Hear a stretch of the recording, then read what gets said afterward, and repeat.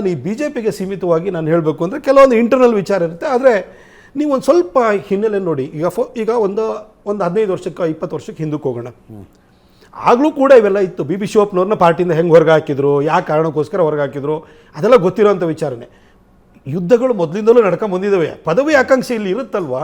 ಈ ಪಾಲಿಟಿಕ್ಸಲ್ಲಿ ನಿಮ್ಗನ್ನ ಚೇರ್, ಈಗ ಒಬ್ಬ MLA ಆದ ಕೂಡಲೇ ಅವನಿಗೆ ಫಸ್ಟು ಮಂತ್ರಿ ಆಗಬೇಕು ಅಂತ ಆಸೆ ಆಗ್ಬಿಡುತ್ತೆ. ಮಂತ್ರಿ ಆದ ಕೂಡಲೇ ಆ ಮುಖ್ಯಮಂತ್ರಿ ಆಗಬೇಕು ಅಂತ ಅವನಿಗೊಂದು ಒಳಗಡೆಯಿಂದ ತುಡಿತ ಬಂದ್ಬಿಡುತ್ತೆ.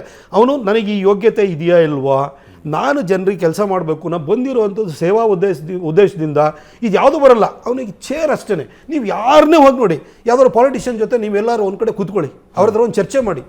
ಕಾನ್ಸ್ಟಿಟ್ಯೂನ್ಸಿಗೆ ಒಳ್ಳೆ ಕೆಲಸ ಮಾಡಬೇಕು, ಇಂಥ ಯೋಜನೆ ತರಬೇಕು ಅಂತ ಮಾತಾಡೋಂಥ ಪಾಲಿಟಿಷಿಯನ್ಸ್ ಎಷ್ಟು ಜನ ಇದ್ದಾರೆ ಹೇಳಿ?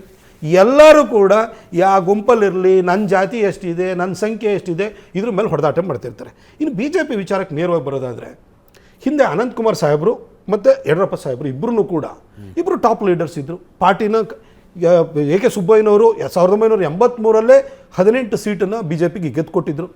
ಅದಾದ ನಂತರ AK ಸುಬ್ಬಯ್ಯನವರು ಪಾರ್ಟಿನ ಬಿಟ್ಟು ಹೋದರು. ಅವರು 1966 ಅವರು MLC ಆಗಿದ್ದರು ಅವರು.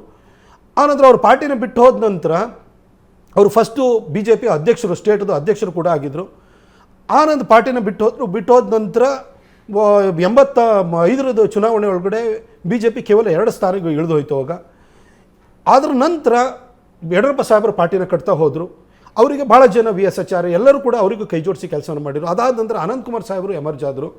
ಆಮೇಲೆ ಒಂದು ಹಂತಕ್ಕೆ ಬಂದಾದಮೇಲೆ ಅನಂತಕುಮಾರ್ ಸಾಹೇಬರು ಕೇಂದ್ರಕ್ಕೆ, ರಾಜ್ಯಕ್ಕೆ ಯಡಿಯೂರಪ್ಪ ಸಾಹೇಬರು ಅಂತ ಕ್ಲಿಯರ್ ಕಟ್ ಒಂಥರ ಡಿಮಾರ್ಕೇಶನ್ ಇತ್ತು. ಅವರು ಇಬ್ಬರು ಟಾಲೆಸ್ಟ್ ಲೀಡರ್ಸ್. ಯಾರಿಗೆ ಮನಸ್ಸಿತ್ತೋ ಇಲ್ಲೋ ಆಯಿತು.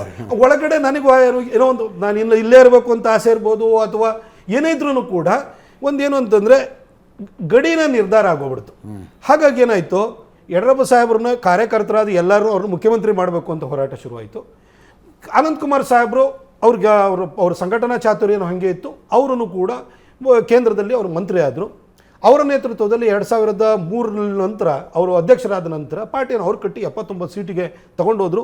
ಇವತ್ತು ನಮ್ಮ ಪಾರ್ಟಿನಲ್ಲಿರುವಂತಹ ಕತ್ತಿ, ಕೋರೆ, ಕಾರಜೋಳ, ನೀವು ನಾರ್ತ್ ಕರ್ನಾಟಕದಲ್ಲಿ ಟಾಪ್ ಲೀಡರ್ಸ್ ಅಂತ ಯಾರ್ಯಾರಿದ್ದಾರೆ ಅವ್ರನ್ನೆಲ್ಲ ಕರ್ಕೊಂಬಂದಿದ್ದು ಅನಂತಕುಮಾರ್ ಸಾಹೇಬರು. ಅವ್ರಿಗೆ ಅಂಥ ಒಂದು ಆ ಭಾಗದವರಾಗಿದ್ದರು, ಕೇಂದ್ರದಲ್ಲಿ ಸಚಿವರಾಗಿದ್ದರು. ಆ ಸ್ಥಾನಬಲ ಅವ್ರು ಕೊಟ್ಟಿದ್ದ ಮಾತಿಗೆ ತಕ್ಕ ನಡ್ಕೊಳ್ತಾರೆ ಅನ್ನೋ ಒಂದು ಅವ್ರ ಮೇಲೆ ವಿಶ್ವಾಸದಿಂದಾಗಿ ಇವ್ರನ್ನೆಲ್ಲ ಕರ್ಕೊಂಬಂದಿದ್ರೆ BJP ಬೆಳೀತಿಲ್ಲ. ಅಂದರೆ 40ಕ್ಕೆ ಬಂದು ಸುಸ್ತಾಗಿ ಬಿದ್ದೋಗ್ಬಿಡ್ತೈತೆ BJP, ಮುಂದಕ್ಕೆ ಹೋಗ್ತಾ ಇರಲಿಲ್ಲ. ಅನಂತಕುಮಾರ್ ಸಾಹೇಬರು 79 ತೊಗೊಂಡೋದ್ರು. ಆಮೇಲೆ ಮುಖ್ಯಮಂತ್ರಿ ಸ್ಥಾನದ ವಿಚಾರ ಬಂದು ಯಡಿಯೂರಪ್ಪ ಸಾಹೇಬರು ಮುಖ್ಯಮಂತ್ರಿ ಆದರು, ಅನಂತಕುಮಾರ್ ಸಾಹೇಬರು ಕೇಂದ್ರದಲ್ಲಿ ಇದ್ದರು.